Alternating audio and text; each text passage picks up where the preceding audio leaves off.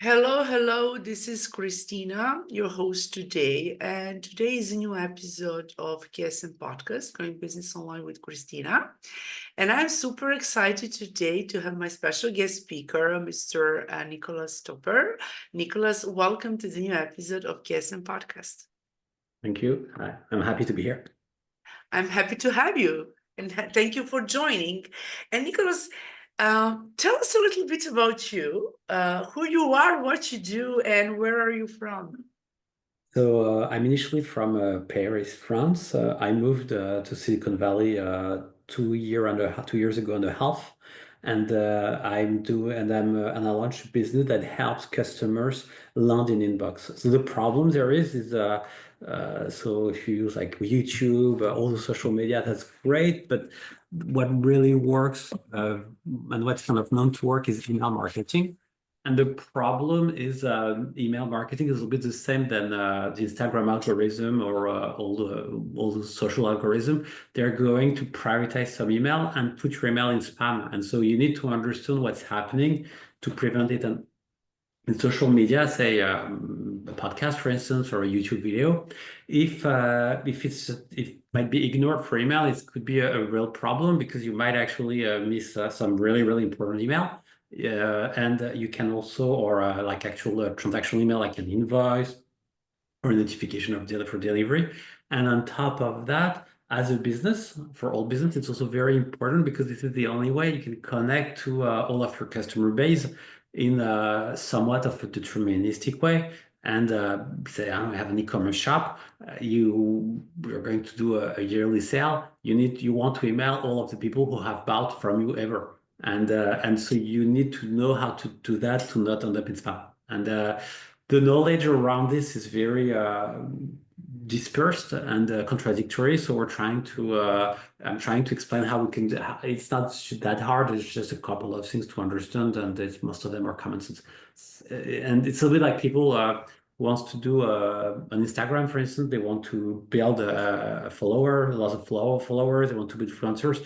A couple of things to know. If they don't know it, it will never work. Doesn't even matter how good your content will be. But there are some things to know how you can create the initial followers and how you can grow that. And if you don't know these basics, even if you have the best content in the world, it will never work. So it's a little bit the same thing with email. There are things to know, and they're not that complicated, but you do need to know them. Thank you for sharing that, and what was your background? What did you do before you came to Silicon Valley? And I know that you're in a science of computer science, and can you share with us a little bit about that so we will continuously So go before with that, questions? So before that, I was in France. I created three businesses. The first one failed. The second one was an email, and I sold it, and it worked out.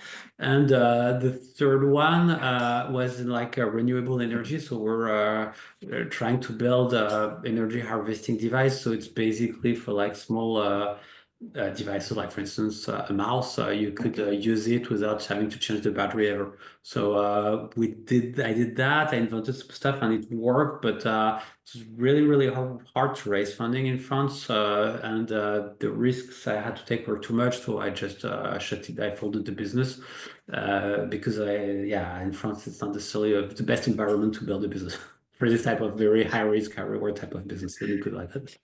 Yeah, and when you came to the US, you started with your business now. What you do, is that correct? And you Actually, mentioned. we did an AI agent, but because we raised a little bit of funding and there was not a lot of money in that time, that was before, so it was in 2022, so that was before all the rage with AI agents. So it was not clear that it would explode like it did. And I don't have enough money in the bank account to survive more than 1 year. So I decided to go to something I knew, which was email, even though this thing with AI agents sounded like promising. I was like, yeah, but I cannot really risk my whole life on that. So I need to do something with less risk. It didn't really matter if the reward would be less, but it needed to be less risk because the risks were really too high. And when you're mentioning email and you mention spam, can you share with us how we can do it, on and maybe how it matters to be so good in terms of email? For example, if you wanted to send someone a cold email, or just like to in that, or that you have regular email with your domain, with your in that is professional, just because maybe I'm not too much in the right way, but just explain for audience just to get to know more about it. So in email, it's so the problem of email is there are a lot of people doing cold emails. There are a lot of people trying to attack the system all the time. So they had to the mail providers had to put some barrier in places. Like to give you an idea, I think there's probably for every legitimate email, there's probably 100 spam. It's probably a lot more than that. So the point being that it's really hard to get the real email, and so there are a couple of things that have been built for that. And in general, as a non-technical person, the thing you need to understand is your email, contrary to what you think, is not guaranteed to be received. And the more you'll send, the more problem you'll have. So if you're sending just personal email once in a while, it's okay. If you're a business sending invoices, usually it's okay, but you might have problems. And the more you'll do it, the more problems you'll have. So say you're I don't know, we have, for instance, one of our customers right now, they're trying to hire, I don't know, I think 10 people. So they're sending 1,000 emails to reach out. And they have to be careful because those emails are actually important because they've spent a lot of time vetting the candidate. So there are people they're going to reach out to with cold email. So they're very careful, and this is valuable for them. So they need to, so they're careful. So that's kind of the first thing to know. And the second thing to know is you can also test it. So on Inboxbooster, which is my company, you can test your mail for free, and it will tell you if you're in inbox or spam. And that's something you need to do. Not necessarily every day, probably not every day, but that's something you need to do probably once per month, once every quarter. It's definitely something you want to do regularly, because at some point you'll have problems. That's kind of the last thing, is that at some point your email will not end up in inbox, and it's not something you control. So you need to be aware, and then for people like us to fix it. When you mention in spam folder, do you mean when we got for example, when I got email from someone, or if I'm going to send someone, that my email when will you're be... going to send them, yeah. When And you're going to send it, your email will be in spam at some point in your life. But sometimes, if you're not on the list of that person or that company, you can see that email, or when you send it, it says DNS doesn't exist because you have just barriers, blockades by the other side when you wanted to send cold email. I mean, because it doesn't approach to it and just refuse it. I mean, that server, I mean, which, because it's if you wanted to send some cold email to someone, to some company, or whatever you wanted to send it. So when you're talking about DNS doesn't exist, it's so there are different errors, but sometimes the address is really not there.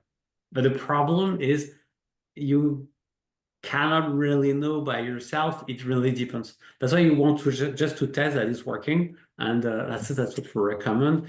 Test that it's working. Use our tool or another, but on Inboxbooster you can use our tool. You can test it. It's working, and then if you receive those type but of you can bounces, see the domain is existing. That domain, that domain. It doesn't mean yeah, but it doesn't mean the email actually there is an email, there is a mail server connected to it, even if the domain exists.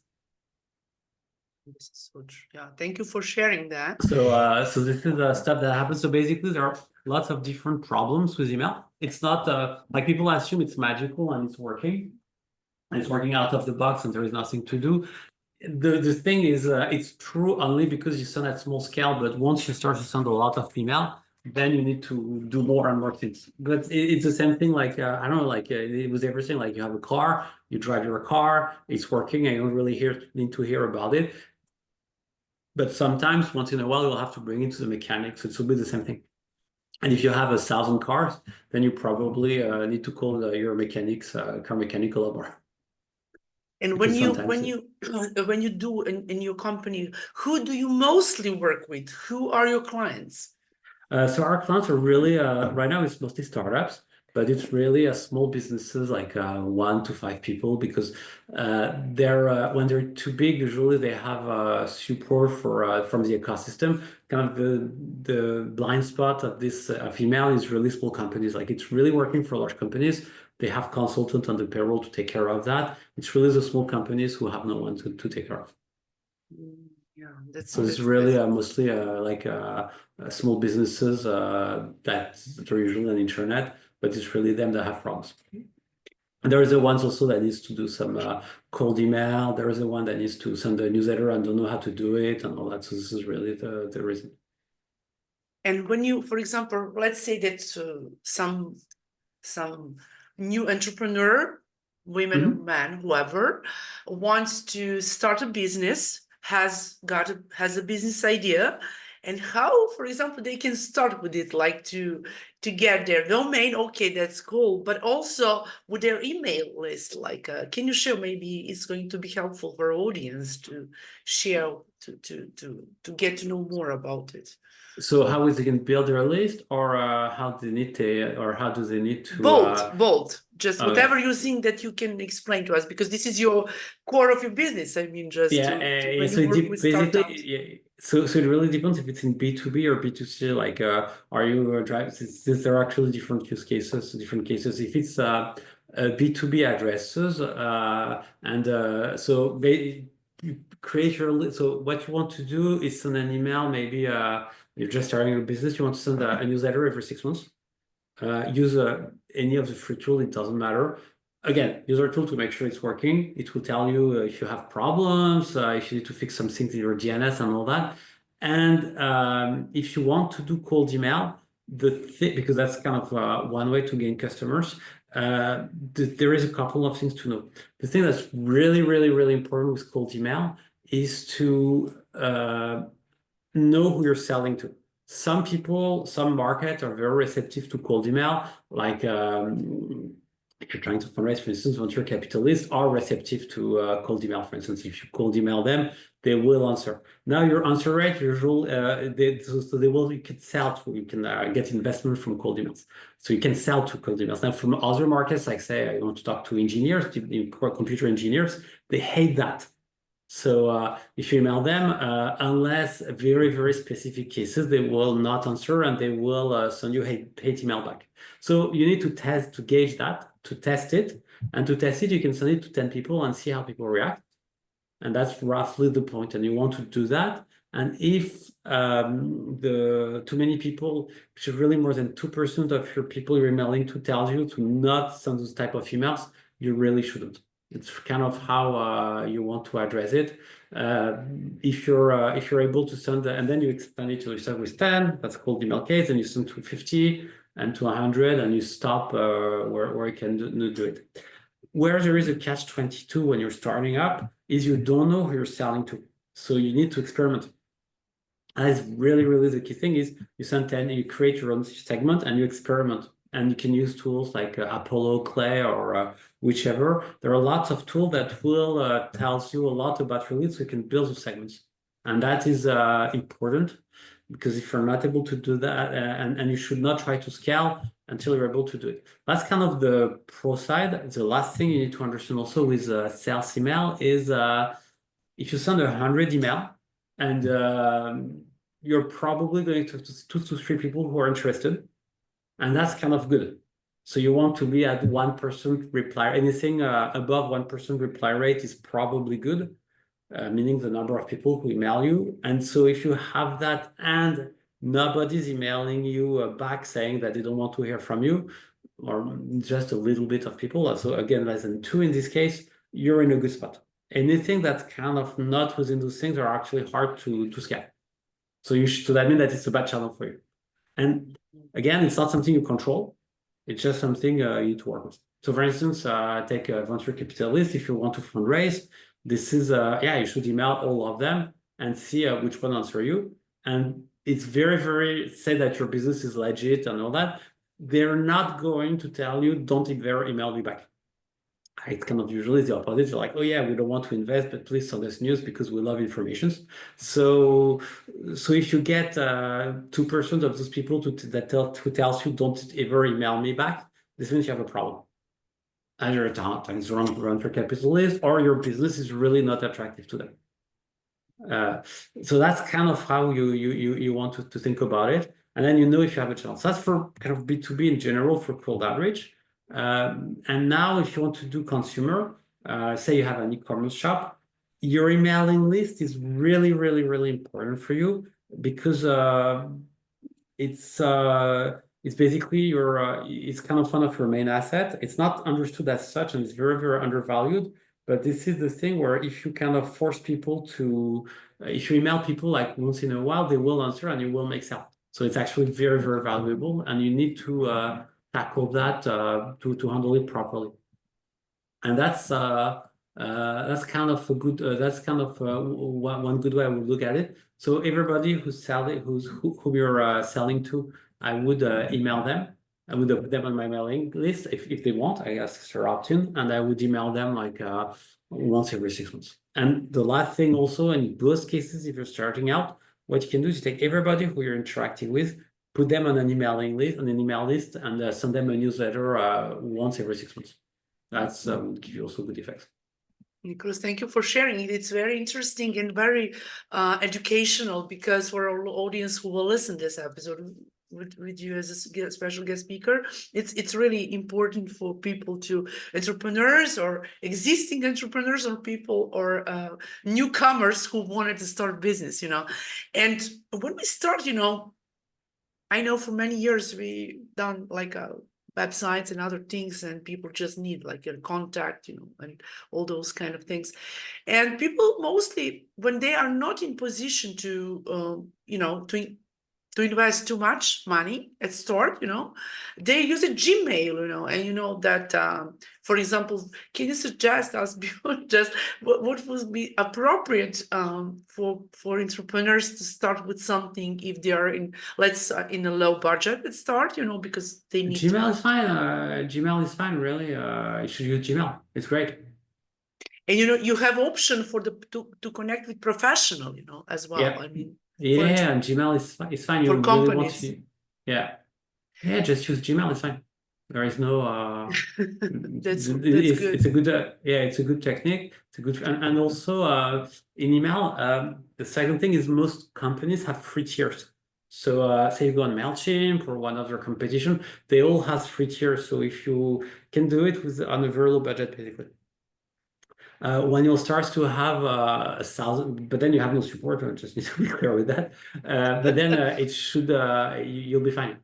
I would really use all the free tools, and this is also the other thing: is email is if you have no money, this is kind of the greatest thing you can use because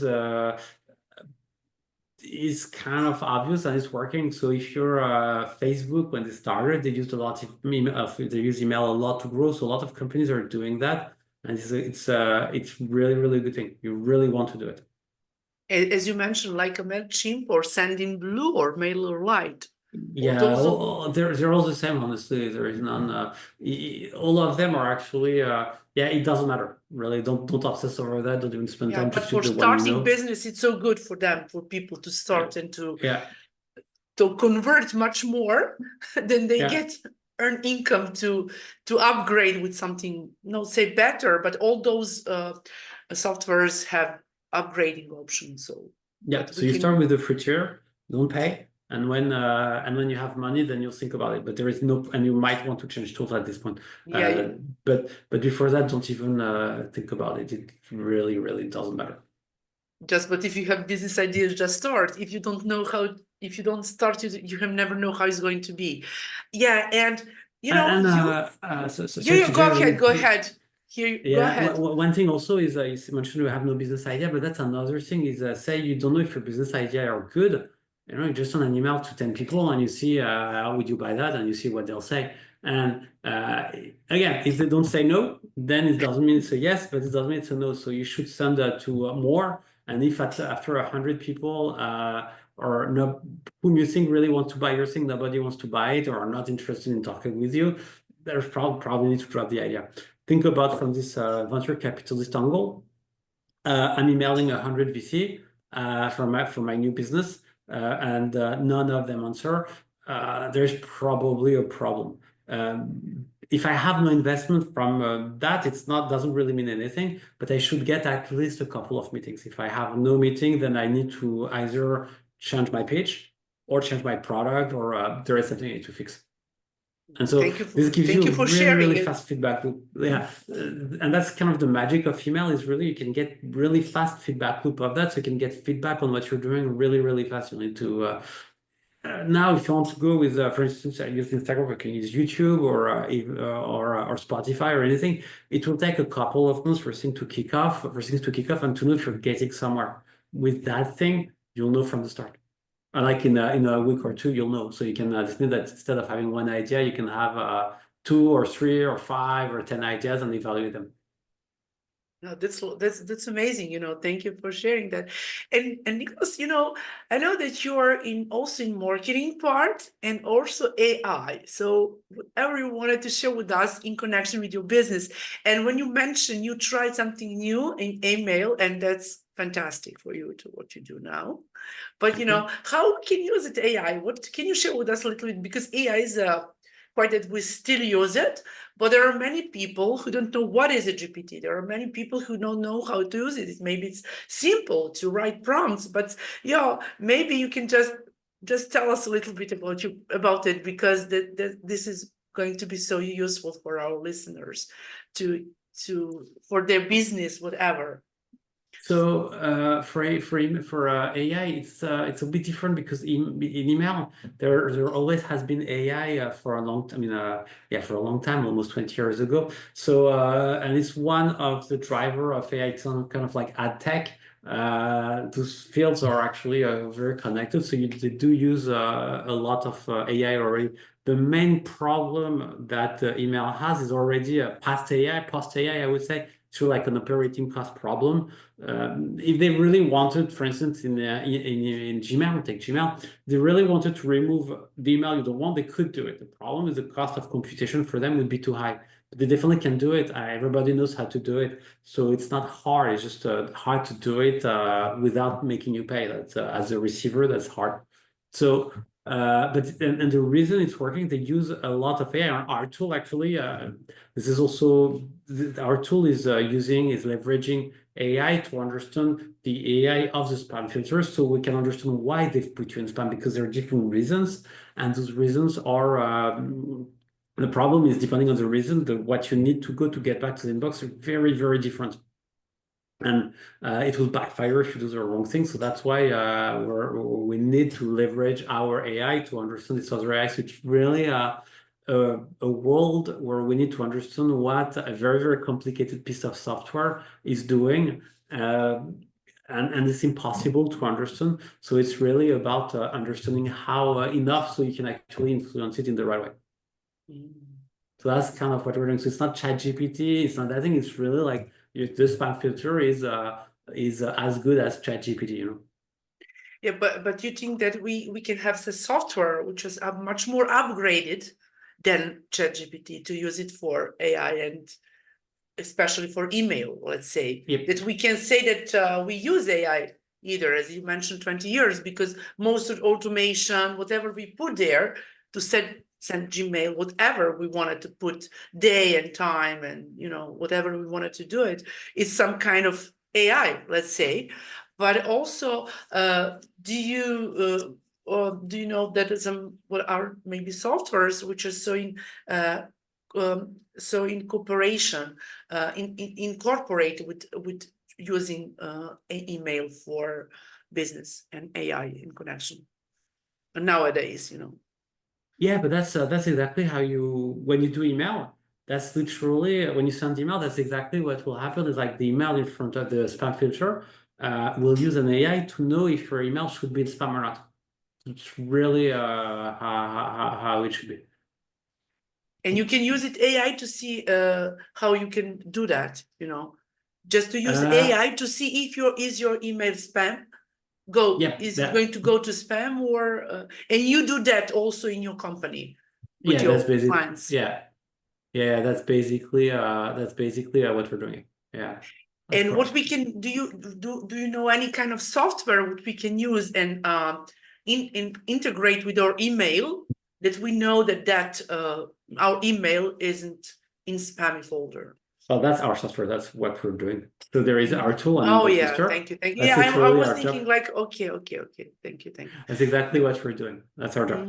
So for all your listeners who wanted to know much more about your emails, if you don't want to know are your emails going in a spammy folder or not, just connect with Nicolas and he will help you about to Yeah. to to get to know more about it for you and for your business and your companies. You know, Yes, that yes. would be great.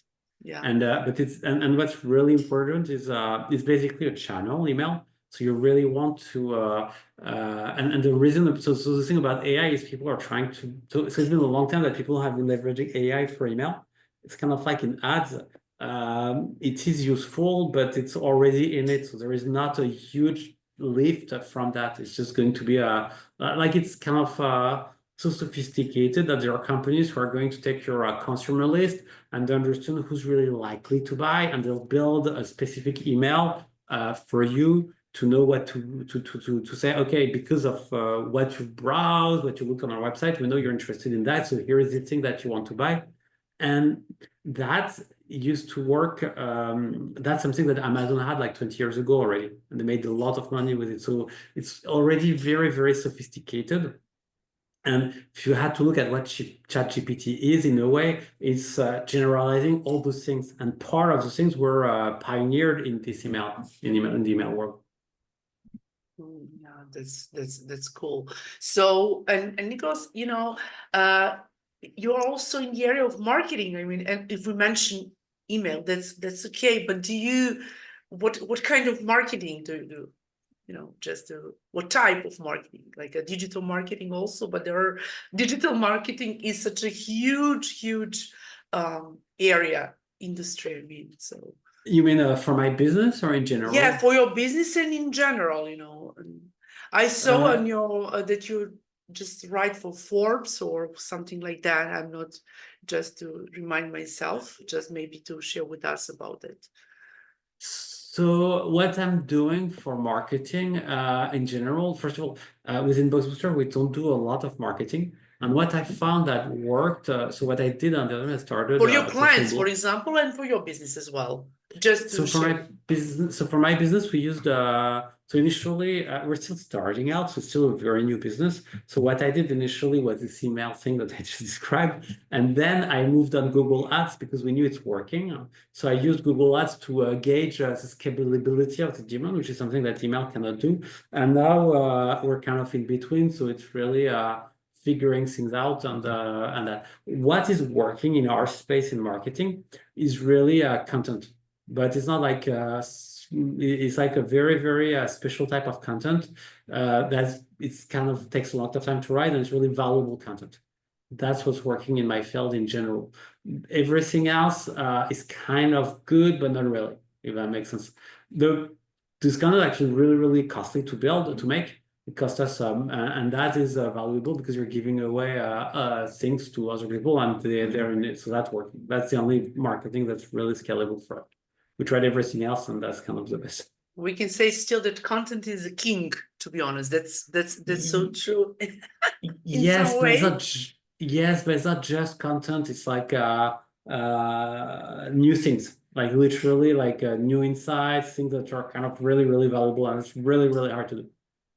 So And if you have that, by your opinion, what is going to be such a good content? How it looks like, because that if we have our offer to offer someone, and then we wanted to to give some to copywriter, to recreate, to rewrite that message to attract ideal client. So by your side, by your experience, what would be like if you can share 1, 2 tips just for our listeners to know, to get to know about their content, but it's from different industry there are different contents. I mean. So you mean yeah, of course, but it depends. It's real. So my strategy for marketing is don't assume, test everything. Uh, so the problem with marketing is it's a zero-sum game, meaning that other companies are trying to get this channel than you. So you need to kind of be able to fight back. Why people like Google ads, for instance, or paid ads is because it's just a matter of money. So the person with the most money win usually. And then you have skills to avoid wasting money on all that, but you can hire these skills. So it's really a money game.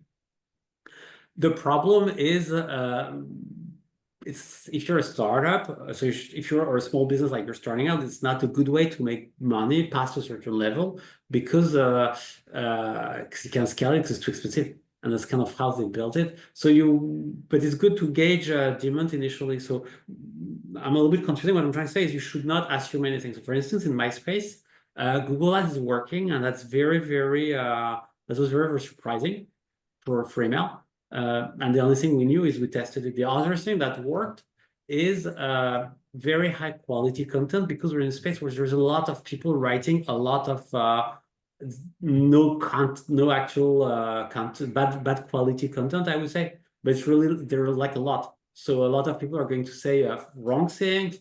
They don't have they're going to say, oh yeah, you should do this and that, but it's like a snake hole type of thing. It's just like things they kind of throw on the walls and have actually those are totally unsubstantiated. So if you actually come there and you say, hey, this is the data, this is the experiment we've run, and this is the results, this works because it's a very, very new way of looking at things in that space, in the email space. But now if I'm going to do to build a new drug, like for curing cancer, for instance, and to do that, everybody's doing it, so there is nothing original here. And it's also the normal way. So you also so you need to do it, but it will not be enough. So my point is, it depends. You really need to and you don't know what people will react to, because usually the people are changing, the markets are evolving, and three, it's also a little bit of a secret. Like companies don't like to communicate on that because they don't want to know. So take ChatGPT, for instance. They're making money with ChatGPT, but OpenAI is making a lot more money with their API.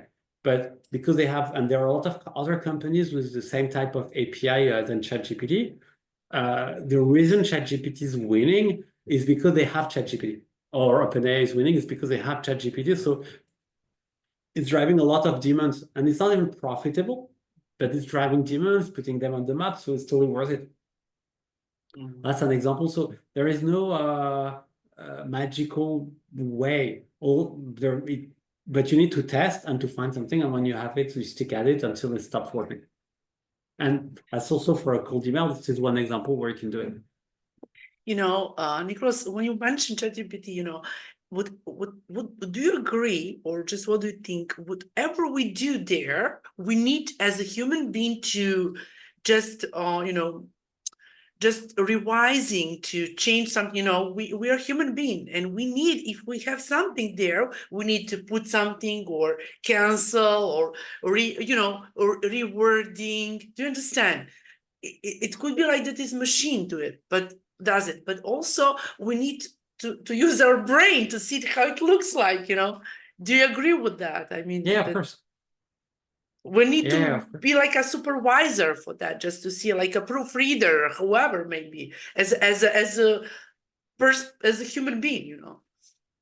Yeah, plus it's not magical. It's really the way it's not magical. It's ChatGPT is smart, it can do things, but it's really entry level type of works it can do for now.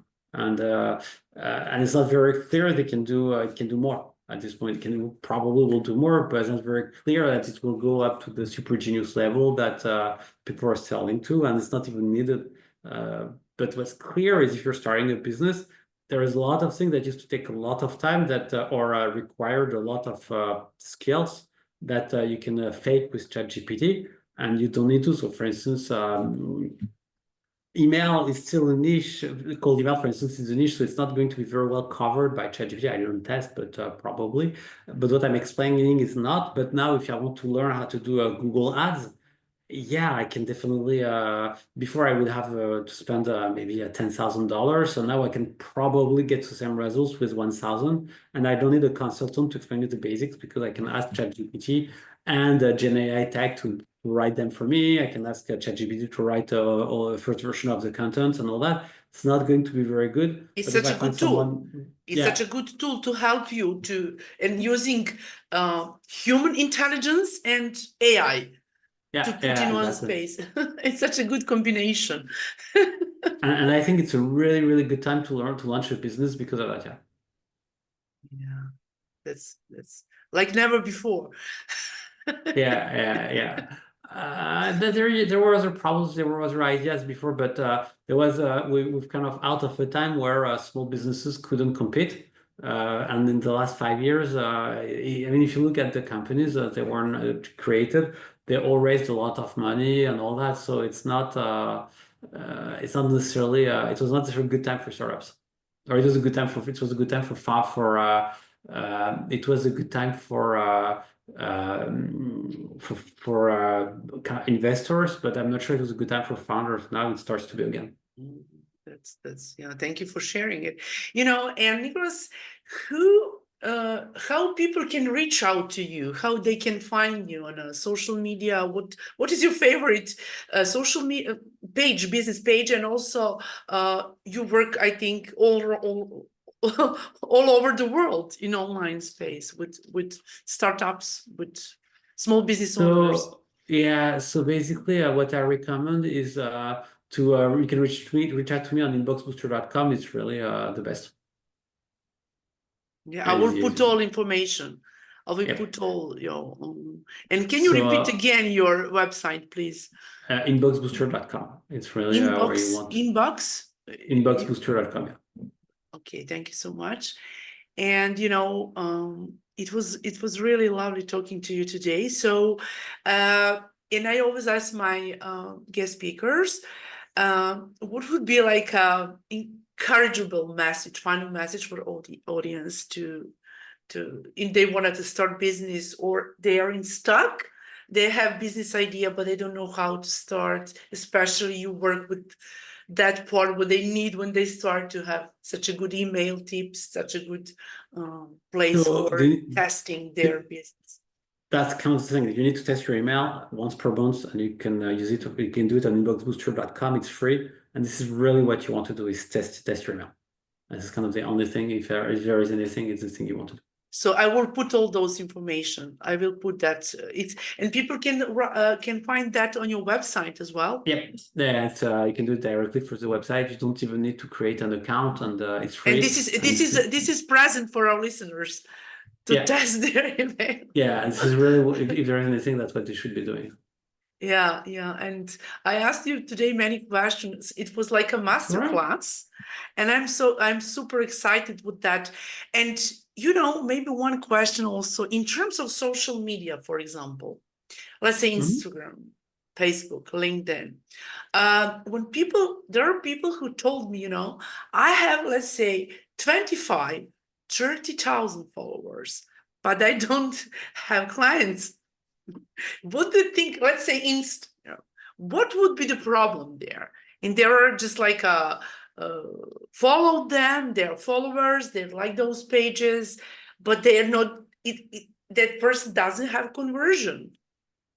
So that's the difference between email and Instagram or followers. Is emails are really for customers or people who wants to be your customer. It's not really good for this is where it's different. So even if you have a 1,000 people on your list, like people don't like to give you like on Instagram, you go there for browsing or YouTube, and it's for entertainment. In your mailbox, it's really people you care. So or companies or brand you care. So if you have access to someone's mailbox, it's usually their conversion rate is much much higher, and usually it's going to be 10% of your revenue if you do it properly. So this is why you want to. So basically, kind of the funnel that you're describing, the workflow here is with the flow actually would be take people from Instagram, convert them to email, and then try to sell. That's mostly, Mm. and you'll see that out of 30,000 followers, there would be maybe 200 to 3,000, at most 3,000 people who would give them their email address. And when you have them on Instagram, can you can you move them or invite them automatically to your email list? No, you need to add them to do it. You need their opt-in. So You need to add to DM them. You need to yes, send them message. or yeah, you need to put Do you something on think Instagram. manually or just did someone manage? I don't know. It depends how you want to do it, but you can also just say, "Hey, sign up for my." That's what you're doing all on YouTube. They'll say, "Hey, sign up on my newsletter," and so on.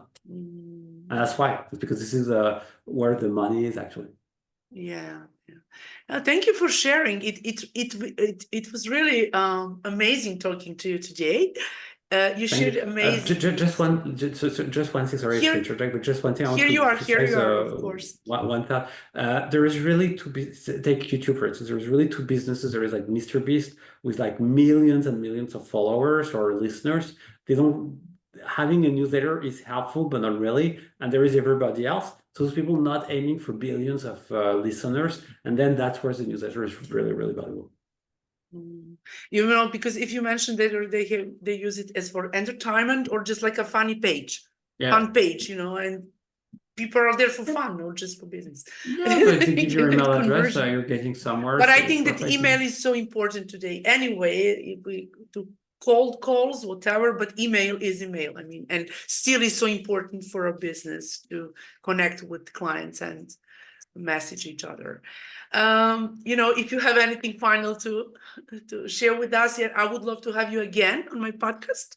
It was really funny. It was really educational. It was like masterclass. Thank you, Nicolas, and for all your listeners who wanted to know much more about how to start your business. If you're a startup, if you're a small business owner, if you wanted to start business, or you have existing business, but you want to know more about email and how to use it and not be spammy, please reach out to Nicolas and he will help you a lot. Yep, thank you, Nicolas, and thank you very much. Have a lovely day, and I see you very soon. And bye for now. Thank you. You too. Good night. Bye bye. Bye bye.